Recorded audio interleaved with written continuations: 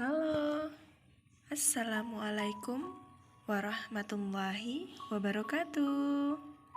Yuk kita belajar lagi bersama Ibu Mareta.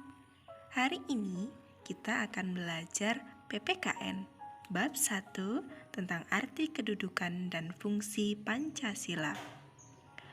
Di video sebelumnya kalian boleh nonton ulang ya tentang memahami kedudukan dan fungsi Pancasila.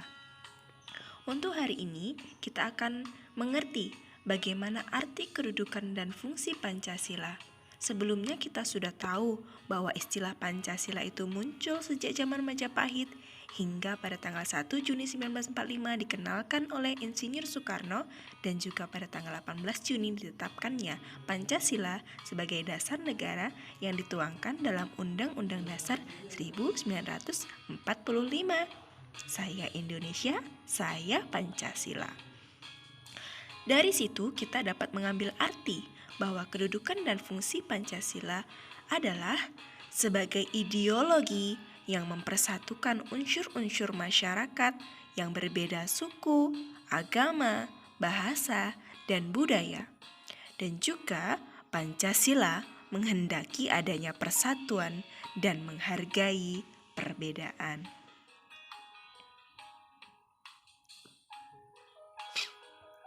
Secara umum, kemarin kita sudah tahu bahwa kedudukan dan fungsi Pancasila adalah sebagai dasar negara, sebagaimana tercantum dalam TAP MPR nomor 3 MPR tahun 2000, Pancasila sebagai dasar negara yang mengandung maksud bahwa Pancasila digunakan untuk mengatur penyelenggaraan ketatanegaraan dan semuanya itu kita maknakan sebagai kedudukan Pancasila sebagai dasar negara secara umum, yaitu berfungsi sebagai sumber hukum bagi penyelenggara negara.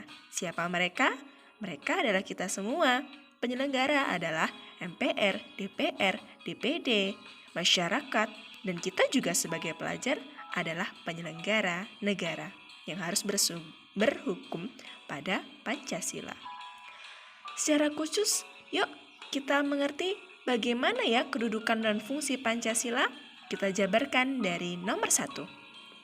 Secara khusus, kedudukan dan fungsi Pancasila itu adalah sebagai ideologi atau dasar negara. Dan berfungsi digunakan sebagai dasar untuk mengatur penyelenggaraan ketatanegaraan.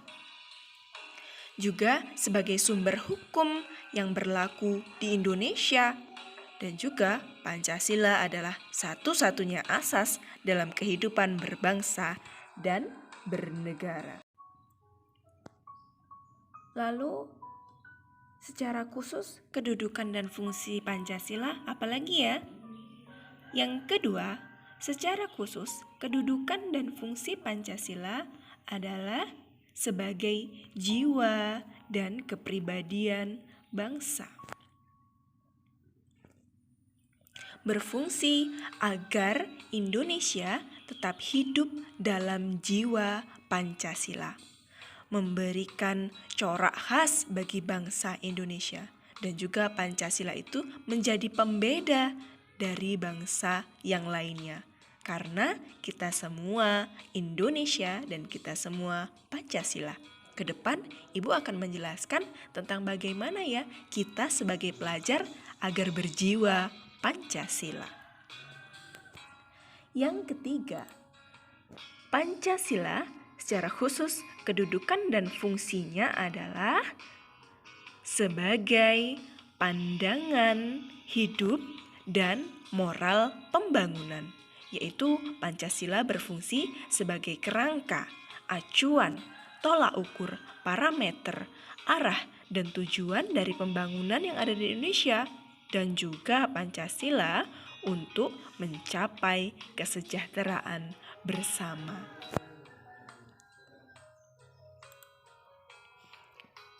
Yang keempat, kedudukan dan fungsi Pancasila adalah Pancasila sebagai perjanjian luhur dan pemersatu bangsa. Apa maksudnya? Karena Pancasila merupakan hasil perjanjian rakyat yang disahkan oleh PPKI. PPKI adalah Panitia Persiapkan Kemerdekaan Indonesia pada masa itu. Walaupun mereka hanyalah sebuah panitia, tapi mereka semua mewakili seluruh rakyat Indonesia. Jadi, Pancasila sebagai perjanjian luhur ini mengikat seluruh bangsa Indonesia dan berfungsi menjadikan bangsa Indonesia yang beraneka ragam hingga bersatu melalui semboyan Bhinneka Tunggal Ika.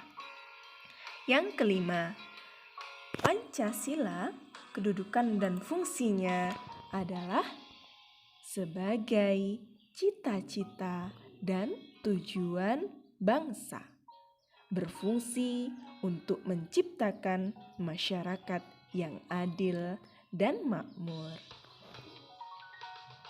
Alhamdulillah.